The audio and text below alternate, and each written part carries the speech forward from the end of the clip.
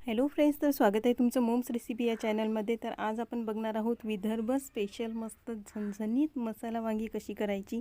खूप easy recipe आहे आणि पटकन बनून तयार होते।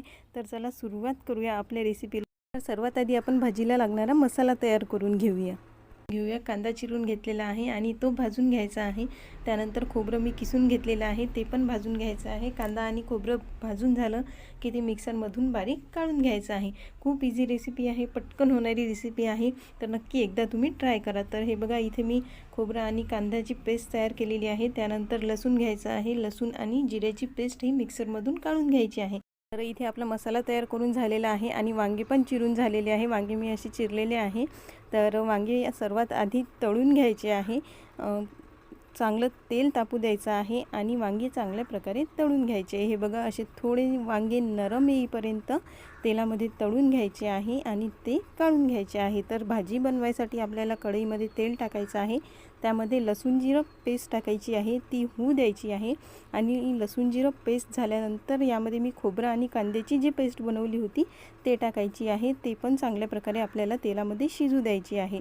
तर हे बघा, आता हे लसूण जिरं पेस्ट आणि खोबरा कांद्याची पेस्ट ती झालेली आहे। त्यानंतर यामध्ये मी मिरची पावडर, हळद आणि मीठ हे टाकलेलं आहे। हे टाकल्यानंतर यामध्ये थोडं पाणी टाकायचं आहे आणि हे चांगल्या प्रकारे मिक्स करून शिजू द्यायचं आहे। तर आता हा मसाला शिजल्यानंतर यामध्ये लगेचच वांगी टाकायची आहे। वांगी आपली तेलामध्ये आधीच झालेली आहे, त्यामुळे वांगी टाकायची आणि मिक्स करायचं हे थोडं, आणि यामध्ये गरम पाणी टाकायचं आहे आणि भाजीला एक उकळ येऊ द्यायची आहे। एक उकळ आली की झाली आपली भाजी तयार। मस्त झणझणीत मसाला वांगी तयार आहे। बघा किती छान दिसत आहेत, बघूनच खावीशी वाटते। आणि हो, तुम्ही आतापर्यंत मोम्स रेसिपीला सबस्क्राईब नसेल केलं तर नक्की सबस्क्राईब करा।